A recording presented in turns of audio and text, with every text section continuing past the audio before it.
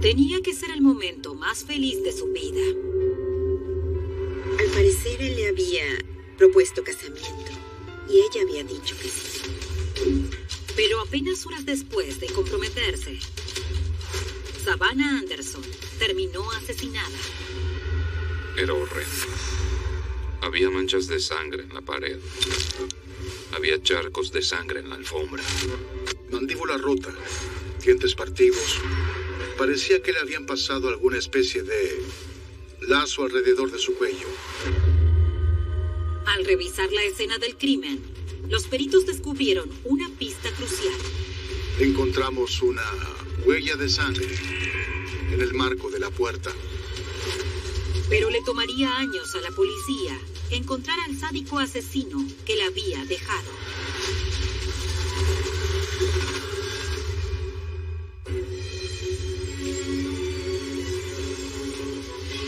Caso criminal.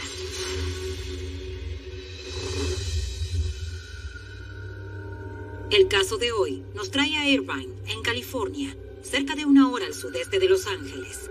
Hace más de 3 décadas comenzó un aterrador misterio cuando una hermosa joven llamada Savannah Anderson apareció muerta por una salvaje golpiza en su apartamento. Al tratar de resolver el horroroso crimen, la policía se vería obligada a explorar el costado más oscuro de la naturaleza humana. 14 de mayo de 1979. A las 7 de la tarde, la policía de Irvine recibió una llamada desesperada. Al teléfono estaba un hombre llamado Bill Mills, que tenía miedo de que le hubiera pasado algo terrible a su prometida Savannah Anderson, de 22 años. Según Mills, él no había sabido nada de ella en todo el día y ella no había ido a trabajar. Temiendo que algo anduviera mal, él fue a su apartamento para ver si ella estaba bien. Él fue hasta el lugar, su auto seguía ahí. Tocó el capó y estaba frío, lo que significaba que no había ido a ninguna parte con el auto. Mills le dijo a la policía que en ese momento empezó a asustarse. Él llamó a la puerta, pero no le abrió a nadie. Trató de abrir, pero las puertas estaban trabadas. Luego revisó las ventanas. No halló ninguna forma de entrar. Entonces decidió llamar al departamento de policía. Mills contó que, apenas 24 horas antes, le había propuesto casamiento a Savannah. La pareja pensaba celebrar esa noche. Enviaron al oficial Jimmy Potts a investigar el extraño reporte. Llegó el oficial Potts. Revisó las puertas. Trató de mirar por las ventanas. Las cortinas estaban cerradas. El oficial recorrió el perímetro del edificio de Savannah, buscando cómo entrar en su apartamento. Él notó que faltaba el mosquitero de la ventana de la habitación. Se acercó, se subió a la ventana e ingresó a la vivienda. Una vez dentro, el oficial se encontró con una escena macabra. El oficial Potts vio a Savannah Anderson desnuda, con su cara y su cabeza envueltas con toallas, tendida boca arriba con las piernas y los brazos extendidos, y empezaba a ponerse tiesa. Era evidente que Savannah había sido víctima de un feroz ataque sexual. Era horrendo. Había manchas de sangre en la pared. Había charcos de sangre en la alfombra. El oficial Potts aseguró el apartamento y pidió refuerzos. El detective de homicidios Ron Beach inició su investigación apenas minutos después. El detective de inmediato descartó el robo como motivo del crimen. Habían abierto y vaciado su bolso. Sus pertenencias estaban ahí, sus tarjetas también. Allí había un alajero con algunas joyas adentro y, por lo que se veía, no se habían llevado nada. Pero había pruebas de que la joven había luchado desesperadamente por su vida. Ella tenía varias heridas defensivas en sus brazos, tenía algunos huesos rotos, su mandíbula fracturada.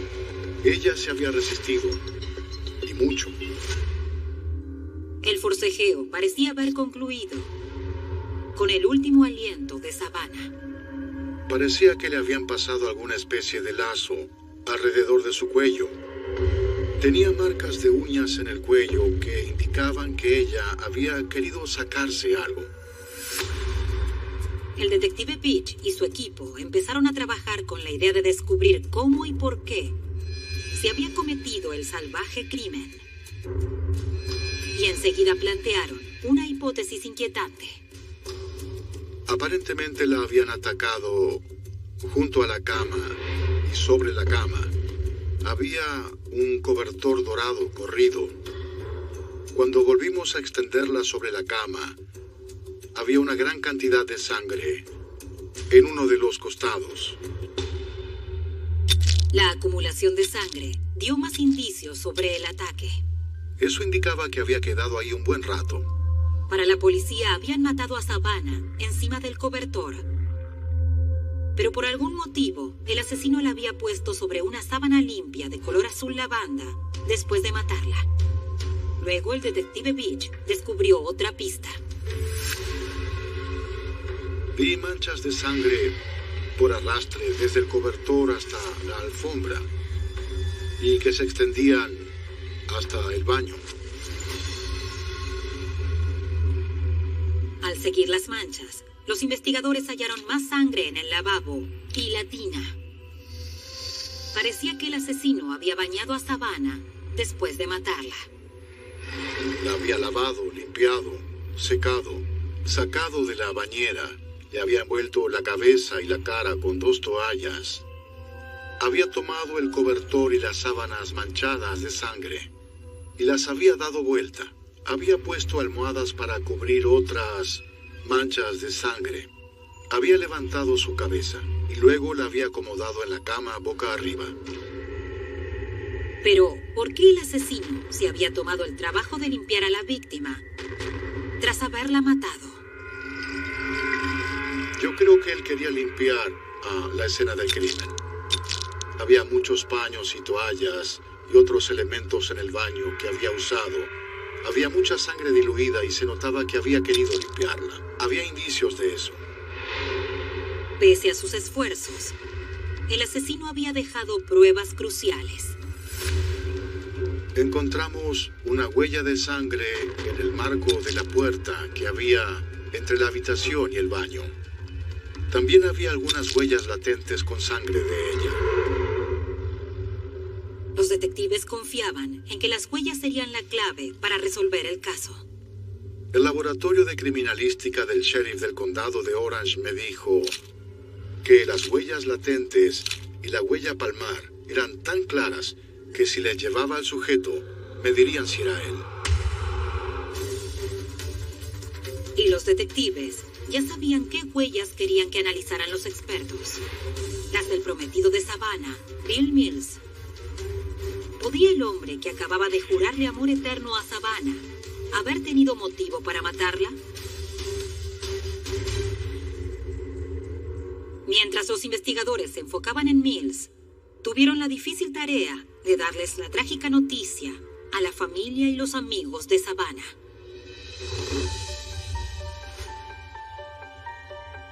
Elaine Ferguson nunca olvidará el día en que se enteró de que habían asesinado a su mejor amiga.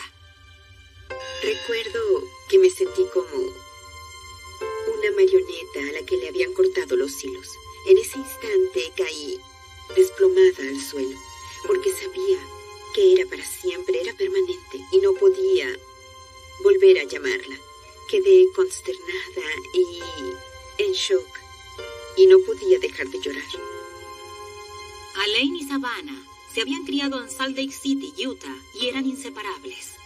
Fuimos mejores amigas desde el principio. Éramos más unidas de lo que pueden ser 2 amigas, y como ella era hija única, decíamos que éramos hermanas por elección. Cuando Savannah creció, su belleza llamaba la atención. Pero no era solo su aspecto físico lo que la hacía especial. Tenía una gran inteligencia, era muy compasiva, tenía una gran visión de futuro. 35 años después, sus opiniones se hubieran considerado convencionales, pero en ese entonces, ella era una defensora de los derechos de todos, la igualdad, la justicia. Era distinta, una adelantada, una persona brillante. Savannah tenía grandes sueños que la llevaron a California. Ella iba a ir a dejar su impronta. Quería triunfar y ser independiente y poder arreglársela sola. Pero tras conocer a Bill Mills, Elaine notó que su amiga había cambiado de opinión.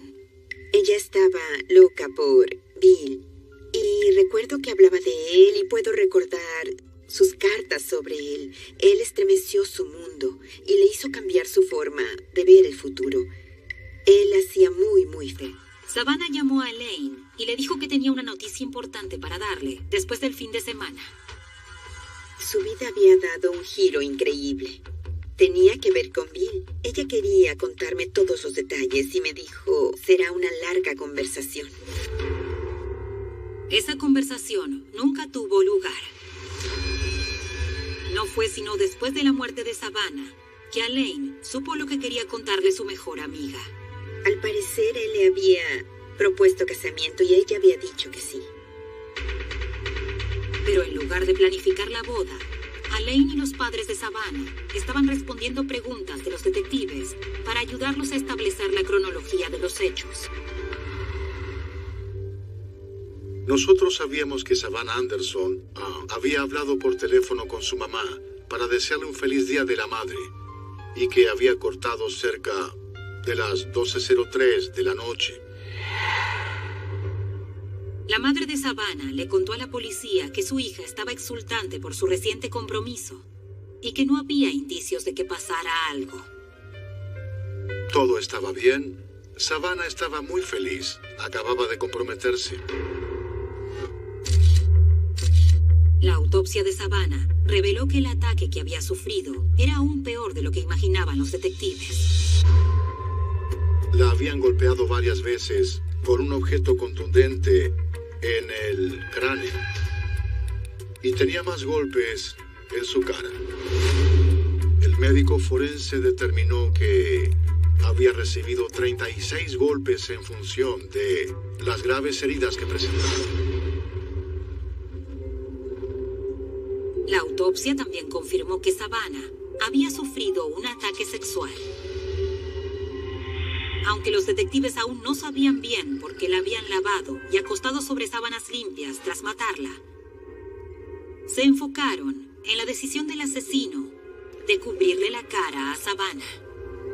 Eso indicaba que vio lo que había hecho, que no le gustó lo que vio y que decidió cubrir su cara y su cabeza. ¿Acaso el asesino había sentido remordimiento? Los detectives enseguida pasaron a enfocarse en el hombre que había enviado a la policía al apartamento de Savannah, su prometido Bill Mills. Pero primero reunieron toda la información posible sobre su relación con la víctima. La conoció en los apartamentos Oakwood. Luego se había mudado a Irvine, cerca de la casa de ella.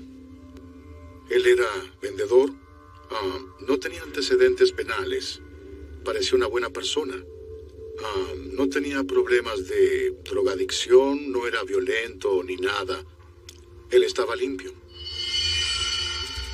La policía buscó a Mills y le preguntó por el día anterior a la muerte de su prometida. Él me dijo que había estado con ella el día anterior. Habían almorzado al mediodía con al menos 1 o 2 parejas. Según Mills, tras volver del almuerzo, Savannah y él habían lavado y encerado sus autos, y él se había ido a la tarde. Luego dio una coartada muy conveniente para la noche en que mataron a Savannah. Dijo que estuvo en su casa. Se había quedado en su apartamento.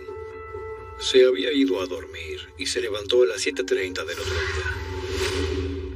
Las autoridades tenían sus dudas y no podían hallar a nadie que confirmara su versión. En ese momento su compañero estaba allí, pero no lo había visto llegar. El punto flojo de la coartada de Bill despertó sospechas. Los investigadores le preguntaron si podían registrar su apartamento. Con su permiso revisamos su habitación. Nos fijamos si había algo fuera de lo común, como ropa con sangre o algo por el estilo, que nos llevara a sospechar. Los investigadores no hallaron nada que vinculara a Mills con el crimen. Tampoco se les ocurría ningún motivo por el que el prometido de Savannah hubiera querido hacerle daño. Todos creían que era una pareja muy feliz. De todos modos, le pidieron a Mills tomarle las huellas dactilares. El prometido de Savannah aceptó. Se las entregamos al laboratorio del condado de Orange para que las compararan con las huellas halladas en la escena. Los investigadores se sorprendieron por los resultados. No eran sus huellas. No había huellas de Mills en nada que pudiera vincularlo con el crimen. Se confirmó oficialmente que Bill Mills no había tenido ninguna participación en el crimen de Savannah. Una vez descartado el hombre más cercano a Savannah, la investigación volvió a empezar de cero. Pero gracias al trabajo de la policía, estaban a punto de surgir dos sospechosos y familia y los amigos de Savannah les contaron a los investigadores que cuando ella se mudó a California, vivía en Newport Beach. Irónicamente, se había mudado a su apartamento en Irvine porque el complejo tenía seguridad las 24 horas. Siempre le había preocupado su seguridad. Y se había mudado a ese complejo de apartamentos. Por ese mismo motivo, se sentía mucho más segura ahí. Elaine, su mejor amiga, recuerda haber sido una de las que más insistió para que Savannah se mudara. Había ido a visitarla y le dije, esto sonará ridículo, pero tuve un sueño y me preocupa mucho tu seguridad. Quiero que vuelvas para acá. Así que para contentarme, se mudó y me llamó y me dijo, me mudé a un lugar con guardia de seguridad y ahora estoy a salvo. La cruel jugada del destino no pasó inadvertida para los investigadores. Tras oír la desgarradora historia, los detectives estaban aún más decididos a hallar al asesino de Savannah. La policía se desplegó en busca de cualquier persona que pudiera dar algún detalle relacionado con el crimen. Recorrimos el vecindario, el complejo de apartamentos, en busca de testigos que hubieran oído algo o visto algo. Los detectives pidieron hablar con los guardias de seguridad que habían trabajado el día del crimen de Savannah Anderson. Ellos podían decirnos si hubo algún movimiento raro, si habían visto algo, así que queríamos hablar con ellos y ver qué podían contarnos sobre lo que había pasado durante ese tiempo, sobre todo en las 24 horas previas al hallazgo del cuerpo. Entre las horas en que habían atacado a Savannah, habían estado trabajando dos guardias. Robert Sellers había trabajado un turno de 12 horas que concluyó a la medianoche. Su relevo, Chuck Doyle, había trabajado hasta el mediodía siguiente. Al otro día llevamos a Sellers a la estación. Antes de preguntarle nada sobre lo que había pasado, le mostramos la fotografía de Savannah y le preguntamos si la conocía. Él nos dijo que sí, que la reconocía porque vio su foto en el periódico y sabía que era una joven con la que había hablado algunas veces en el complejo. Los detectives presionaron a Sellers, esperando que el guardia de seguridad hubiera visto algo de importancia durante su turno. Había llegado al mediodía. Dijo que cada una hora hacía sus rondas por el complejo y no había visto nada raro. Sellers también aseguró no haber visto nunca a Savannah Anderson la noche en que la mataron. Así que la policía pasó a enfocarse en el guardia que lo relevó, Chuck Doyle. Doyle, el guardia de seguridad, dijo que había llegado algo tarde para el cambio de turno. Los detectives le pidieron que relatara cómo había sido su turno. Recuerdo que llegué al trabajo para relevar a Sellers. Y cuando entré en el predio, vi su auto, pero él no estaba. Así que di una vuelta por todo el complejo de apartamentos. Doyle reveló información que enseguida despertó el interés de la policía.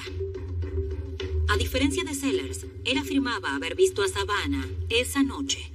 Vi a Savannah en su apartamento al teléfono.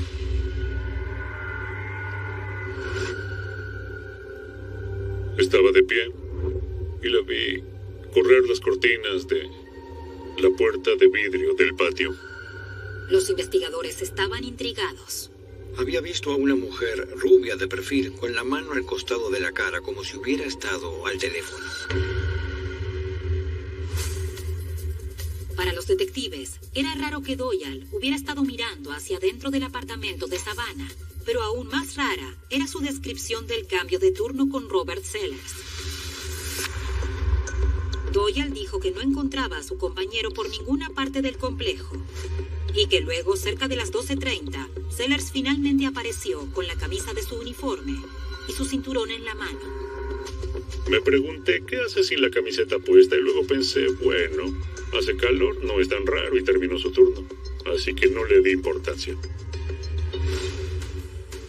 Doyle les dijo a los investigadores que pasó el resto de su turno haciendo las rondas de rutina y que no notó nada raro. Pero cuando los detectives le pidieron detalles de lo que había visto y oído, Doyle reconoció que había mentido sobre lo que había hecho esa noche. Fui hasta el otro lado del complejo y estacioné el auto en el último lugar. Y en esencia dormí una siesta. El guardia de seguridad dijo que había mentido porque sabía que tenía prohibido dormir en su horario laboral. Él no sabía con exactitud cuánto tiempo había dormido, tal vez 2 horas, 2 horas y media, no mucho más que eso. Según Doyle, antes de que amaneciera, se despertó cuando alguien cerró la puerta de un auto. Era su compañero, Robert Sellers, que había vuelto al complejo de apartamentos. Me dijo, vamos a desayunar. Y yo le dije, ok. Y él me invitó al desayuno. Doyle también reconoció haber estado algo deprimido esa noche por la posibilidad de perder su empleo. Estaba algo molesto. Se había enterado de que el turno de esa noche era el último. Al parecer, el complejo de apartamentos había rescindido su contrato de trabajo, así que por esa razón estaba muy preocupado. Ante la mentira de Doyle y su extraña versión de lo sucedido esa noche, los detectives se vieron obligados a considerarlo un posible sospechoso. Y Doyle empeoró su situación con lo último que les dijo a los investigadores. Bueno, sabía que si me tomaban las huellas, hallarían mis huellas en la ventana. Sus dichos eran sorprendentes. Los investigadores le exigieron que explicara cómo habían llegado sus huellas a la ventana de la víctima. Un día en la tarde, ella vino y me dijo que se había quedado afuera del apartamento. Así que fui hasta allá y miré su ventana y desde luego tenía trabas comunes y no me costó mucho destrabarla y abrirla para que ella pudiera entrar al apartamento por ahí. Aunque los peritos forenses no habían hallado ninguna huella en ninguna parte de la ventana, para los detectives, los dichos de Doyle eran el preámbulo de una confesión. Le preguntaron sin rodeos si él era quien había cometido el crimen. La respuesta que le dio a la policía en ese momento sigue siendo la misma de hoy. No.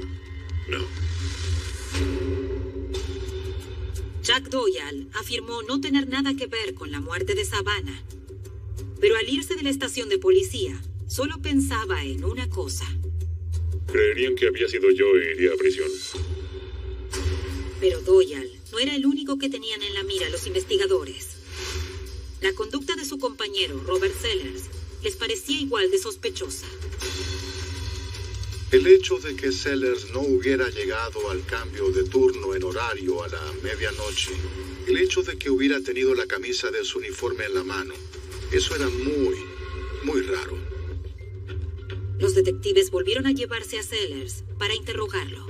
Él nos contó que justo antes de que lo relevara Chuck, había salido a recorrer el complejo y que en ese momento oyó un ruido metálico como el de una lata de gasolina que estaba cayendo al piso.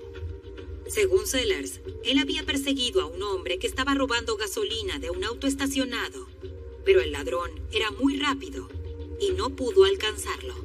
Salió a buscar a esa persona. Dijo que después de correrlo sintió mucho calor y se sacó la camisa. Los investigadores también querían saber por qué Sellers había vuelto para desayunar con Doyle. La respuesta de Sellers de por qué había vuelto fue que estaba preocupado por su amigo Doyle y quería animarlo un poco, así que lo llevó a desayunar. Por ese motivo había vuelto después. La policía enseguida determinó que los horarios y la versión del desayuno de los dos guardias de seguridad no coincidían. Según él, eran cerca de las 4. Cuando le preguntamos a Chuck por la hora a la que había visto a Sellers, él dijo que eran cerca de las 2. La policía no creía sus versiones y decidió que era hora de dar el siguiente paso. Teníamos algo que ellos desconocían, y era la huella palmar latente. Los detectives recurrieron a los peritos dactiloscópicos. Les tomamos las huellas dactilares a los dos y las enviamos al laboratorio forense del condado de Orange para ver si coincidían con las huellas de sangre de la escena. Los resultados sorprendieron a los investigadores. No había ninguna coincidencia. Pese a las versiones sospechosas de los dos hombres que tenían que estar protegiendo a Savannah la noche de su asesinato, parecía que la policía no tenía nada que los vinculara con el hecho. Debíamos seguir investigando. Uno hace lo posible por conseguir datos que puedan contribuir a resolver el hecho y los investiga. La policía estaba desesperada por una nueva pista. Cuando no hay nada más por investigar, esperas a ver si surge algo nuevo. Día tras día, la presión por resolver el crimen de Savannah Anderson era cada vez mayor.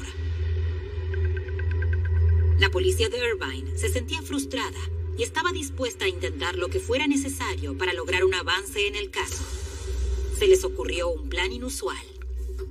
Trajimos a la mejor amiga de Savannah Anderson, Elaine, y le preguntamos si Savannah le había contado algo sobre alguna actividad que hubiera estado haciendo y que nosotros desconociéramos. Todo era útil.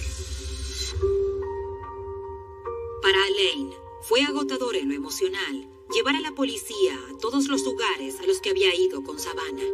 Volvimos a cada uno de los lugares, la playa, las gasolineras, el restaurante en el que comíamos para ver si había alguna conexión que fuera significativa. Elaine estaba frustrada. Por mucho que tratara, no podía recordar nada que le sirviera a los detectives para dar con el asesino de Savannah. No conocía a nadie que no la quisiera. La verdad que no.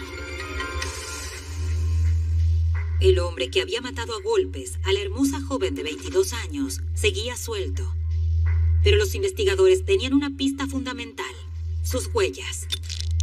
Las compararon con las decenas de personas que conocían a Savannah. A todos los que interrogamos que podían llegar a ser sospechosos potenciales, de inmediato les tomamos las huellas digitales. Pero las huellas latentes halladas en la escena del crimen no coincidían con las de nadie. A Elaine, la mejor amiga de Savannah, le costaba aceptar que el asesino de su amiga siguiera libre. Fue un momento determinante en mi vida. Me volví mucho más temerosa. El ver que podían pasarle cosas malas a personas normales y maravillosas me impactó. Le había pasado a alguien que quería y que conocía bien. Y eso me cambió la perspectiva. Y pasaba. Y yo pensaba que no atraparían a esa persona y que nunca pagaría por su crimen. 5 largos años después del crimen de Savannah Anderson, se reabrió la investigación. Un asesino en serie condenado había confesado haber cometido crímenes en la zona. Y la policía quería interrogarlo sobre los crímenes del violador de Irvine. Los detectives del departamento de policía de Irvine decidieron ir y hablar con esa persona. Pero antes de ir, tenían que conocer todos los hechos y circunstancias que rodeaban el crimen de Savannah. Muchas veces, esos asesinos en serie confiesan crímenes que en realidad no cometieron. Larry Montgomery era uno de los investigadores asignados al caso. Él leyó las miles de hojas del archivo de Savannah Anderson. Terminé leyendo todo y de hecho escuché los interrogatorios para ver si podía hallar algo que pudiera servirme. Quería tener una idea de quién había cometido el crimen. Pero a medida que iba leyendo, Montgomery se convencía de que Savannah Anderson no había sido víctima de un asesino en serie. Él veía una diferencia crucial entre el crimen de ella y todos los demás casos que se le atribuían al violador de Irvine. La huella palmar dejada en la puerta de la habitación de Savannah. O la persona había sido muy cuidadosa en todos los demás casos y no en este, o era otra persona. El detective de casos sin resolver estudió el archivo de Savannah Anderson en busca de más discrepancias. Lo que suelo hacer es analizar cada interrogatorio y buscar cualquier comentario propio de alguien inocente y cualquier comentario propio de alguien culpable. Y lo que leyó Montgomery lo llevó a darse cuenta de algo sorprendente. El asesino se les había escapado de las manos a los primeros detectives. Para él, el hombre que buscaban era uno de los sospechosos que la policía había descartado al comienzo de la investigación. Un sujeto en particular había dicho varias cosas en su interrogatorio propias de alguien culpable. Al revisar el archivo del caso de Savannah Anderson, el investigador Larry Montgomery se enfocó en las versiones de los dos guardias de seguridad que habían trabajado esa noche, Jack Doyle y Robert Sellers. A Montgomery le resultaba sospechoso que el cambio de turno de medianoche no hubiera sido al horario previsto. Me llamó la atención que Sellers le hubiera dicho a la policía que estaba cansado, que quería irse a su casa y dormir. Entonces, ¿por qué Sellers llegó media hora más tarde al encuentro con Jack Doyle, su relevo? Él trabajaba de guardia de seguridad y no ganaba demasiado dinero. Quería irse a la medianoche porque estaba cansado. Bueno, ¿por qué no estaba esperando a la persona que iba a relevarlo? A Montgomery también le parecía raro que cuando finalmente llegó, Sellers no tuviera puesta la camisa de su uniforme y llevara su cinturón en la mano. Esa noche, según él, hacía calor, pero estaba fresco. Hacía unos 10 grados, así que eso parecía raro y no tenía lógica. Pero la parte de la historia que menos sentido tenía para Montgomery era el hecho de que, aunque decía haber estado agotado, Sellers hubiera vuelto al complejo apenas horas después. Sellers decía que había vuelto para desayunar con Doyle. Doyle decía que dormía y oyó la puerta de un auto cerrarse. Levantó la vista y era Sellers. Montgomery se preguntó por qué Doyle había oído a Sellers cerrando la puerta de su auto si acababa de llegar. Y luego se dio cuenta de lo que en realidad había pasado. Él quería irse de la escena del crimen y cuando vio a Doyle pensó, no puedo irme, él sabrá que fui yo. Invitar a Doyle a desayunar había sido la forma de Sellers de justificar su presencia. Para el investigador Montgomery, el proceder de Sellers lo convertía en un claro sospechoso. Todo lo que veía indicaba que Sellers podía ser el asesino. Pero había un gran problema con su hipótesis. Durante la investigación inicial, habían descartado a Sellers como sospechoso, porque su huella palmar no coincidía con la hallada en la puerta de Savannah. Montgomery se preguntaba si podía haber sido un error. ¿Era posible que hubiera un error en la identificación de las huellas? Montgomery le pidió al sargento Scott Cade, que era perito dactiloscópico, que echara un vistazo. El sargento enseguida vio un problema en la forma en que se habían levantado las huellas latentes de la escena del crimen. Al momento de levantar las huellas ensangrentadas, habían usado un producto químico o calor, y la sangre se había puesto negra. Cuando Cade comparó las huellas de Sellers con las halladas en la escena, vio que habían cometido un terrible error. Las huellas originales se habían invertido por el cambio de color, y el perito las había analizado al revés. Cuando empecé a analizar las huellas que le habían tomado y las huellas de sangre que se habían puesto negras, parecían muy similares. Pero existía una leve diferencia, porque había sangre entre las líneas de las huellas que se había cubierto con lo que se conoce como valles. El problema era solo una línea, y eso hacía que no hubiera coincidencia. Tras detectar el error, Cade hizo los ajustes necesarios y volvió a comparar las huellas. Así fue como pude hacer un correcto análisis de las huellas que teníamos. Cuando el sargento analizó las pruebas, llegó a una conclusión impactante. Las huellas coincidían en forma exacta. Un increíble giro de los acontecimientos para el detective Ron Beach. Poco después del crimen, parecía haber hallado al asesino, pero por un error técnico, no había podido arrestarlo. A mí me costaba mucho entender cómo pudo haber ocurrido aquello. Estaba muy enfurecido. Aquel sujeto tuvo 5 años extra de libertad. Durante ese lapso, se casó y tuvo un hijo.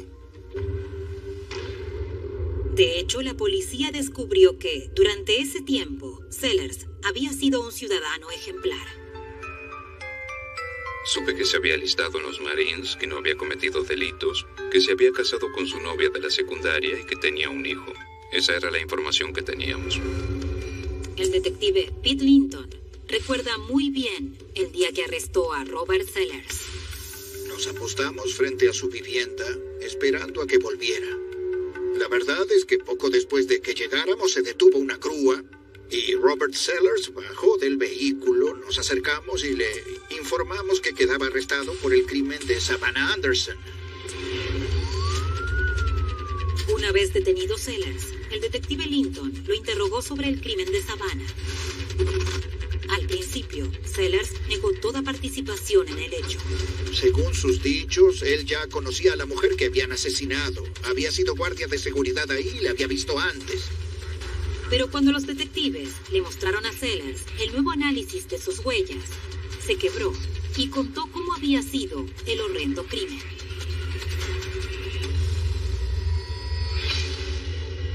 La vi hablando por teléfono en la cocina. Ingresé por la ventana de su habitación. Ella seguía hablando por teléfono. No me escuchó. Colgó y se fue a la habitación. Y comenzó a gritar. Yo tenía un bastón policial. Lo agarré y comencé a golpearla con él.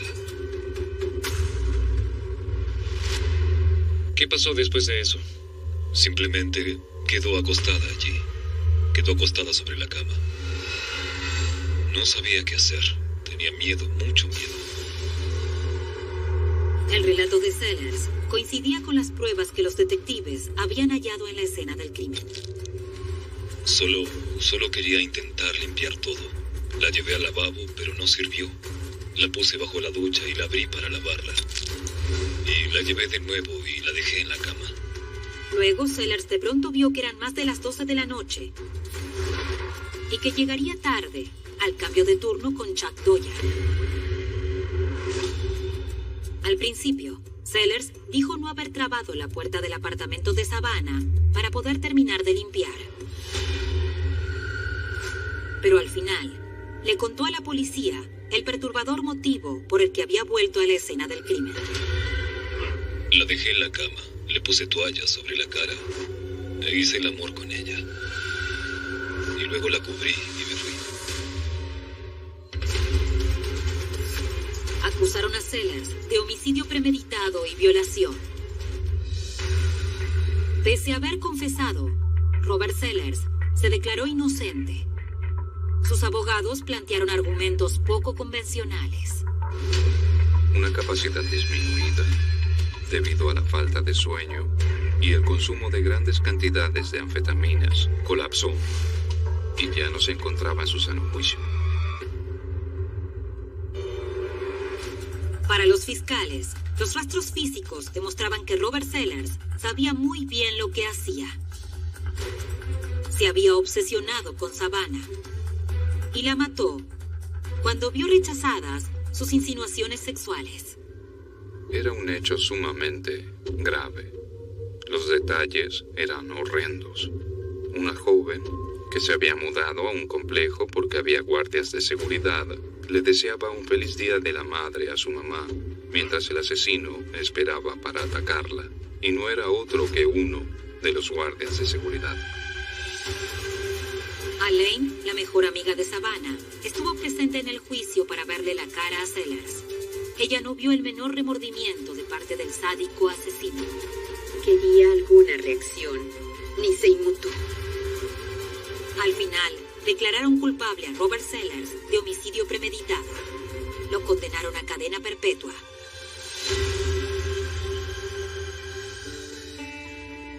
Aunque la familia y los amigos de Savannah quedaron conformes sabiendo que Robert Sellers pasaría el resto de su vida entre rejas, seguían devastados por su pérdida.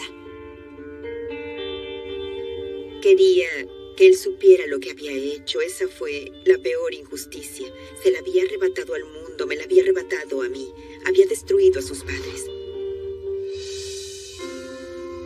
Trato de nunca olvidarla. Ella era muy importante para mí, sin dudas lo era. Y su pérdida es inconmensurable. Robert Sellers murió en prisión unos años después de su condena. La policía no pudo vincularlo con ningún otro crimen. En 1996, el violador de Irvine finalmente rindió cuentas ante la justicia. Declararon culpable a Gerald Parker de 6 asesinatos